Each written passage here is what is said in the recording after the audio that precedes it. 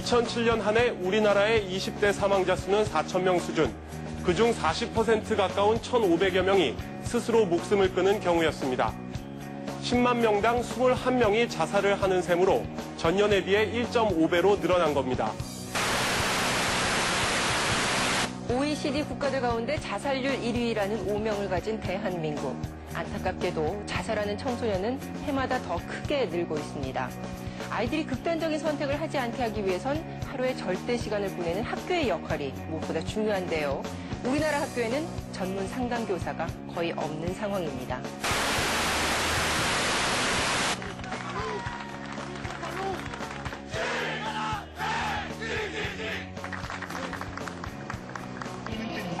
단 1분도 쉬지 않고 21시간 30분 동안 진행된 구조. 이제 마지막 한 명이 남았습니다.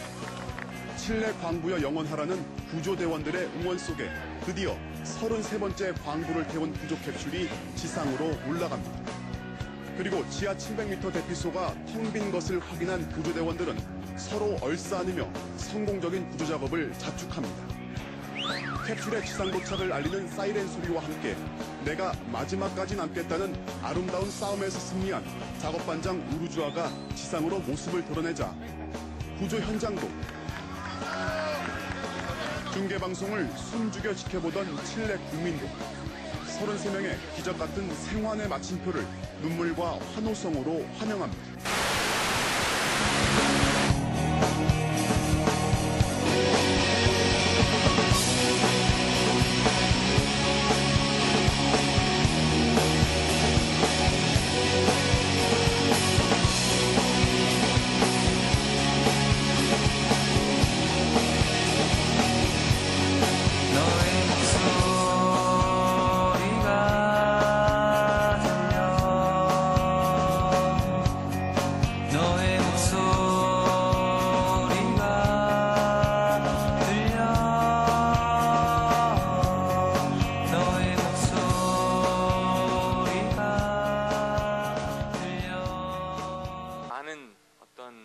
한계들을 느끼고 또 경험하며 살아가는 순간들이 많이 있는 것 같습니다. 지난주에 제가 어느 선생님들의 모임, 세미나에 강의를 할 기회가 있었는데 끝난 다음에 어느 선생님 한 분이 자신이 요즘 경험하는 어떤 한계에 대한 이야기를 짧게 들려주시면서 전 아주 재밌게 들었는데요. 몸의 한계를 그분의 경우는 유사히 경험하신다는 이야기였습니다. 나이는 비교적 젊으신 편인데 당신은 그런 몸의 한계를 느끼면서 구체적으로는 머리가 자꾸만 빠진다는 이야기를 하셨어요. 그러면서 그분이 성령이 임하시면 모든 걸 가능케 하신다고 했는데 그 성령이 내 머리에 임하셨으면 좋겠다, 그런 말씀을 하시는 겁니다. 물론 하나님이 그런 기도는 들어주실 줄 모르겠어요. 하지만 우리 모두가 오늘을 살아가면서 크고 작은 한계를 분명히 경험하게 되는 줄 압니다. 그분처럼 몸의 한계가 될 수도 있겠고요, 또 관계의 한계가 될 수도 있습니다. 지식의 한계를 우리는 경험하는 경우도 있습니다. 성취의 한계, 도덕성의 한계, 로맨스의 한계, 자신감의 한계, 인정의 한계, 돈의 한계, 자유의 한계, 즐거움의 한계, 감각의 한계, 또 시간의 한계, 낙관의 한계, 한계의 한계도 경험할 수 있겠죠. 그런가 하면 그 여러 가지 우리가 만나게 되는 한계들은 물론 우리를 짜증나게 만들 수도 있고 또 우리의 마음을 힘들게 하는 경우도 있겠지만 그 한계들은 우리를 좀 더 성숙한 사람으로 또 좀 더 겸손한 사람으로 이끌어줄 수도 있지 않겠나라는 생각을 해보게 됩니다. 동시에 그 한계들은 우리로 하여금 하나님을 향하게 할 수도 있는 것 같습니다. 여러분 그 책을 보셨는지 모르겠는데요, 전 이어령 장관님께서 쓰신 책 중에 여러 가지 책을 쓰셨지만 지성에서 영성으로라는 책이 있습니다. 그분은 과거에는 하나님을 믿지 않는 무신론자였죠. 심지어는 그분의 글을 통해서 교회를 다니는 사람들, 하나님을 믿는 그리스도인들을 비난하는 그런 글을 쓰신 적도 있으신 분입니다. 근데 그분이 여러 가지 제가 지금까지 말씀드린 그런 한계를 또 경험하면서 또 그 한계들을 극복하는 과정 속에서 자녀들의 삶 속에서 어떤 어려움 등을 만나는 가운데 하나님을 찾게 되고 하나님을 만나게 됩니다. 그 과정에서 그분이 쓰신 글 중에 하나가 지성에서 영성으로라는 글이죠. 그 가운데 이런 내용이 있습니다. 왜 교회에 가느냐고 묻는 사람이 있으면 이렇게 반문을 한다고 합니다. 배가 고프면 어디에 갑니까? 식당에 가죠. 책을 보고 싶으면 도서관을 가죠. 몸이 아프면 병원에 갑니다. 심심하고 마음이 고플 때에는 노래방도 가고 극장 가서 영화도 보고 그러죠. 그 다음에 말한다고 합니다. 먹어도 배고프고 노래를 불러도 가슴이 풀리지 않을 때는, 영원히 목마르다 할 때에는 식당이나 극장 그리고 도서관으로 풀리지 않을 때 우리는 교회에 갑니다. 물론 그분이 교회에 갑니다라는 표현은 교회에서 하나님을 찾고 또 하나님을 만난다는 그런 의미겠죠. 하지만 정말 우리에게 먹어도 배고플 때가 분명히 있는 것 같습니다. 그렇죠? 노래를 불러도 가슴이 풀리지 않을 때가 있습니다. 음식이나 여행이나 쇼핑, 극장, 책이나 잡지, 노래나 재미로 풀리지 않는 것이 분명히 우리 모두에게 있습니다. 왜 그럴까요? 우리에게는 여러 종류의 외침이 있지만 그 중에서도 영혼의 외침이 우리 내면 깊은 곳에 있기 때문이 아닐까 싶습니다. 지금까지 저희들이 관계의 외침에 대해서, 또 정의에 대한 외침에 대해서, 또 아름다움에 대한 외침에 대해서, 그러한 것들이 우리 안에 무시할 수 없는 내면의 외침이 존재한다는 말씀을 드렸습니다. 그런가 하면 오늘은 그 외침들도 중요하고 무시할 수 없지만 또 한 가지 우리 안에, 오늘도 모든 사람들 안에 공통적으로 있는 외침 중에 하나는 영혼의 외침이 아닐까 싶습니다. 그 외침을 우리가 듣는 것도 중요하죠. 그런데 그 이유를, 지금까지 저희들이 함께 나눈 그 내용들에 대해서, 왜 우리 안에 관계의 외침이 있는지, 왜 정의의 외침이 있는지, 왜 아름다움에 대한 그런 갈급함이 있고 외침이 있는지, 왜 영혼의 외침이 있는지, 그 이유를 정확히 설명해 줄 수 있는 어떤 방법이, 길이 없습니다. 우리 안에 그런 목마름이 근본적으로 왜 존재하는지 말이죠. 하지만 하나님의 말씀인 성경에 의하면 우리 안에 그런 목마름과 외침이 있는 것은 하나님이 거기에, 그 부분들에 관심을 갖고 계시기 때문입니다. 그분은 인간을 당신의 형상대로 만드셨기 때문에 우리 안에 자연적으로 그 부분들에 대한 끌림이 있고 관심이 가고 호기심이 있고 무시할 수 없는 내면의 외침이 존재하는 줄 믿습니다. 전도서 3장 11절에 이런 말씀이 있습니다. 사람의 마음에 하나님께서는 영원의 감각을 주셨다. 영원에 대한 감각을 주셨다는 것이죠. 우리 모두에게. 개역 개정에는 하나님께서 우리 안에 그 내면의 외침, 영원을 사모하는 마음을 주셨다고 기록해주고 있습니다. 우리는 때로는 끊임없이 영원한 사랑을 요구하며 살아가죠. 또 때로는 끊임없이 절대적인 의미를 갖는 삶을 요구하기도 합니다. 왜 그럴까요? 그것도 어쩌면 우리 안에 영원을 사모하는 마음을 하나님이 심어주셨기 때문이 아닐까 싶습니다. 전도서 12장의 말씀을 잠깐 부분적으로 제가 읽어드리겠는데요. 전도서 12장 1절에 이런 말씀이 있습니다. 그러므로 너는 내 젊음의 날에 곧 내 괴로운 날들이 닥치기 전에 이제는 사는 것이 낙이 없구나 라고 말할 때가 닥치기 전에 창조주를 기억하여라. 누구를요? 창조주를 기억하여라.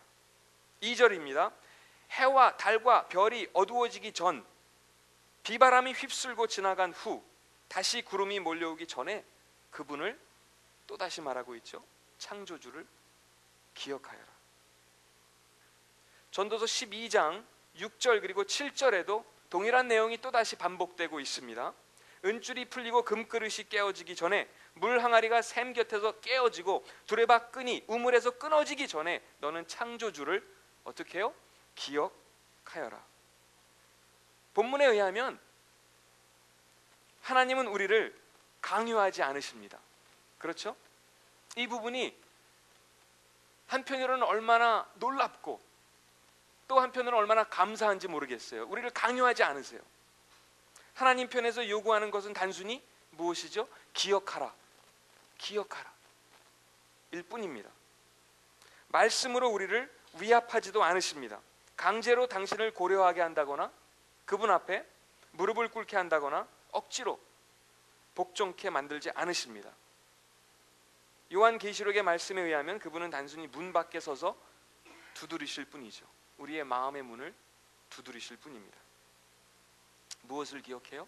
창조자를 기억해라. 우리가 기억해야 할 사실은 이 한 가지라고 본문은 기록해주고 있습니다. 나는 피조물이지 창조자가 아니라는 것입니다. 결정적인 현실이 여기에 있는 것입니다. 내가 피조물이라는 것은 결국 우리에게 어떤 존재를 부여한 기원이 있다는 뜻입니다. 구약의 아모스에는 이런 내용이 있습니다. 빵이 아무리 많아도 굶주림이 있고 아무리 물이 많아도 목타는 그러한 시대가 온다고 말해주고 있습니다. 혹시 지금이 그런 시대가 아닌지 모르겠습니다. 이사야서 5장 12절 그리고 13절 말씀을 제가 잠깐 읽어드리도록 하겠습니다. 이사야서 5장 12절 그리고 13절입니다. 그들은 잔치를 베풀어 수금과 비파와 소고와 피리를 연주하며 포도주를 마시지만 여호와께서 이루시는 일에는 관심이 없고 주께서 하시는 일도 거들떠보지 않는다. 그러므로 내 백성이 나를 알지 못하고 사로잡힌 채 끌려갈 것이며 귀족들은 굶주림으로 죽어가고 백성들은 목이 말라 죽어갈 것이다. 어떤 내용이죠? 분명히 먹을 것이 있고 또 노래가 있는데 줄이고 목마른 현상이 있다는 겁니다. 물질적으로는 풍요해도 음식을 먹고 또 물을 마셔도 채워지지 않는 배고픔과 목마름이 존재한다는 이야기죠. 그런데 그 배고픔을 채워주고 그 목을 축여줄 수 있는 분은 하나님 한 분밖에 없다는 사실입니다. 우리가 잘 아는 말씀 중에 예수님께서 그런 말씀을 하셨죠. 수고하고 무거운 짐진 자들아 다 내게로 오라. 내가 너희를 쉬게 하리라. 이 내용은 단순히 노동의 수고를 의미하지만은 않는 것 같습니다. 어쩌면 나에게 의미를 줄 것이라 장담하고 매달렸던 모든 것들, 행복을 얻기 위해 나 자신을 던진 모든 순간들, 나를 만족시켜 줄 것이라고 기대했던 모든 것을 위해 헌신하고 달려온 모든 것들로부터 말할 수 없는 한계와 실망감을 경험하는 그러한 상태를 의미하는지 모르겠습니다.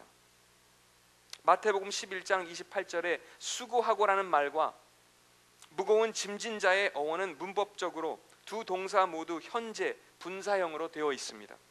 분사형은 아직도 그 동작이 계속되고 있다는 것을, 계속해서 진행되고 있다는 것을 의미하죠. 인생의 수고와 짐이 아직 끝나지 않았음을, 지금도 계속되고 있다는 것을 나타내 줍니다. 수고하다는 말은 스스로 많은 일들을 계속해서 피곤에 지친 상태를 의미하는가 하면, 무거운 짐진 자들은 자의에 의해서든지 타의에 의해서든지 누구도 예외 없이 세상 짐에 짓눌린 채 살아가는 사람의 모습을 보여주고 있습니다. 그런데 문제는 우리가 지고 있는 수고와 짐을 내려놓기 위해서 인간적으로 여러 가지 노력을 다 동원해 보지만, 또 쉬어보려고 노력하지만 그것도 매번 실패하게 됩니다. 아니, 때론 내려놓은 것 같다가도 돌아서면 또 다른 짐을 지고 있는 것을 우리는 발견할 수 있습니다. 왜 그럴까요? 내 영혼의 갈급함을 채워줄 수 있는 분은 예수 그리스도밖에 없기 때문입니다. 이것이 오늘 우리 모두가 들어야 할 내면의 외침이자 또 영혼의 외침인 줄 믿으시길 바랍니다. 예수님이 우리를 초청하시는 그 초청은 절대적인 초청이죠. 왜요? 누구든지라고 하시거든요. 누구든지. 이것은 하나님만이 하실 수 있는 절대적인 초청입니다. 그런 의미에서 또 이 말씀 속에서 가장 힘이 되고 우리에게 위로가 되는 단어가 있다면 다라는 단어입니다. 다. 돈 많은 사람, 많이 배운 사람, 건강한 사람만 오라고 하지 않으십니다. 그렇죠? 오히려 뭐라고 말씀하세요? 다 오라고 말씀하십니다. 이것이 바로 우리에게 향하신 하나님의 부르심이고 또 내면의 외침이라고 생각합니다. 우리 모두에게 그러한 영혼의 외침이 있습니다. 미국의 워싱턴 포스트에서 사람들이 정말 음악을 알아듣는 귀가 있는가를 이렇게 테스트한, 시험한 적이 있다고 합니다. 굉장히 그것도 가장 복잡한, 붐비는 사람들이 많은 그 길거리 한복판에서 결국 세계 최고의 바이올리니스트 조슈아 벨이라는 사람에게 거리의 악사처럼 허름하게 옷을 입고 300만 달러짜리, 300만 달러면 얼마죠? 30억이 넘죠. 스트라디바리우스를 시시한 깽깽이처럼 들고 그 길거리 한복판에서 연주해 보라고 합니다.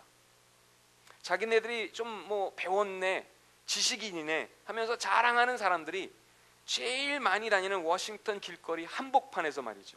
그런데 이 사람은 연주를 하면 연주의 입장권이 수천 달러씩 하는 스타 중에 스타입니다. 갑자기 걱정이 되었답니다. 누가요? 조슈아 벨이요. 왜요? 사람들이 갑자기 이렇게 많은 사람들이 모인 길거리 한복판에서 사인해달라고 마구 덤벼드는 상황이 벌어지면은 이 상황을 내가 과연 어떻게 수습하겠나, 그런 걱정이 생기기 시작한 겁니다. 결국 1시간 반 동안 사람들이 가장 많이 지나다니는 시간에 연주를 했는데 조슈아 벨을 알아보기는커녕 그 아름다운 음악을 귀담아 듣는 사람은 아무도 없었다고 합니다. 다들 뭐 휴대전화로 통화하느라 또 출근하느라 바쁘게 목적지를 찾아가느라 걸음을 멈추는 사람이 아무도 없었는데 꼭 한 사람만이 그의 음악을 듣고 있었다고 합니다. 구두 닦기 아저씨만이 그 음악을 알아들었다고 합니다. 물론 조슈아 벨이라는 것은 모르고 그저 저 사람은 뭔가 특별한 구석이 있구나, 그런 생각만 했다고 합니다. 어쩌면 우리에게 있어서 영혼의 외침이, 우리 안에 있는 그 하나님을 향한 내면의 외침이 그렇지 않나 싶습니다. 하나님은 분명히 연주를 하시는데 다양한 형태로, 다양한 모습으로 우리를 찾아오시고 또 우리 앞에서 연주를 하시는데, 사실은 친밀감에 대한 우리 안에 있는 내면의 외침도 어떻게 보면 하나님의 연주입니다. 정의에 대한 외침도 하나님의 연주입니다. 아름다움에 대한 우리 안에 있는 내면의 외침도 하나님의 연주입니다. 영혼의 외침도 마찬가지죠. 그런데 그 연주가 특별한 것은 알겠는데 누구인지 모르겠는 겁니다. 더 가슴 아픈 것은 워싱턴에서의 사건처럼 많은 경우에 그 하나님의 소리, 그 연주를 아예 듣지 못하고 놓치는 경우가 많다는 사실이죠. 지난주에 말씀드렸습니다. 하나님은 오늘도 여러분의 삶을 통해서 아름다운 이야기를, 새로운 이야기를 만들어가길 원하십니다. 저와 여러분의 삶을 통해서 모험이 가득한 새로운 이야기를, 가능성이 가득한 새로운 이야기를, 희망이 가득한 새로운 이야기를, 아름다움으로 가득한 그런 이야기들을, 스토리들을 그분과 함께 여러분의 삶을 통해서 만들어가기를 원하시는 줄 믿습니다. 그런데 중요한 것은 그분의 음성을 듣는 것이죠. 나를 부르시는 내면의 외침에 우리가 귀를 기울이고 반응하는 일인 줄 믿으시길 바랍니다. 오늘은 저희가 성찬을 준비했습니다. 그래서 성찬을 통해서 우리가 이 예배 가운데 나누고자 하는 것은 그 십자가 사건을, 십자가 사랑을 우리가 모두 다 함께 기억하는 것입니다. 조금 전에 전도서의 말씀 속에서 창조주를 기억하라 고 말씀하신 그 하나님의 음성을 듣는 것이 중요하다고 말씀을 드렸습니다. 그와 마찬가지로 우리가 성찬을, 성만찬을 통해서 우리가 할 수 있는 것은 우리에게 향하신 그 어떤 것보다도 우리에게 향하신 그분의 사랑을, 그분의 그 외침을, 음성을, 십자가 사랑을 기억하는 것이죠. 지금 이 자리가, 이 예배의 시간이 우리에게 향하신 그 하나님의 사랑을 기억하고 경험할 수 있는 시간이 되었으면 좋겠습니다. 세상의 모든 종교는 한 가지 공통점이 있습니다. 그것은 내가 나의 의지로, 나의 힘으로, 나의 노력으로 무엇인가를 해야 된다는 것입니다. 그렇죠? 하지만 성경의 하나님은 다릅니다. 내가 할 수 있는 것이 없어요. 내가 무엇을 해서, 의지적으로 내가 어떤 일을 해서 그분을 기쁘게 해드릴 수도 없습니다. 그분을 만족시킬 수 있는 방법은 오직 십자가 사건밖에 없습니다. 복음은 은혜죠. 하나님 사랑은 은혜입니다. 내가 할 수 있는 것이 없습니다. 나는 그 사랑을, 그 사건을 누리면 됩니다. 그 십자가 은혜를, 그 사랑을 여러분이 계신 삶의 자리에서 오늘도 누리시는 저와 여러분 되시기를 주님의 이름으로 부탁드립니다.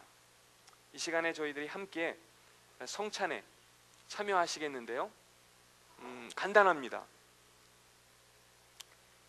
그냥 여러분 가운데 의무는 아니니까 여러분들이 개인적으로 예수 그리스도를 여러분의 삶의 주인으로 영접하셨다면, 아니 어쩌면 지금까지 그런 기억, 그런 경험이 없으실지라도 어쩌면 오늘 이 자리를 통해서 또 하나님의 그 내면의 음성, 그 초청을 듣고, 그렇습니다, 예수 그리스도가 내 삶의 주인 되시고 구원자 되심을 제가 믿습니다, 그러한 마음의 고백, 겸손한 고백이 있다면 누구나 함께 참여하실 수 있습니다. 그래서 여러분들이 이렇게 차례대로 나오셔서 함께 저희가 성만찬에 참여하는 순서를 갖도록 하겠습니다.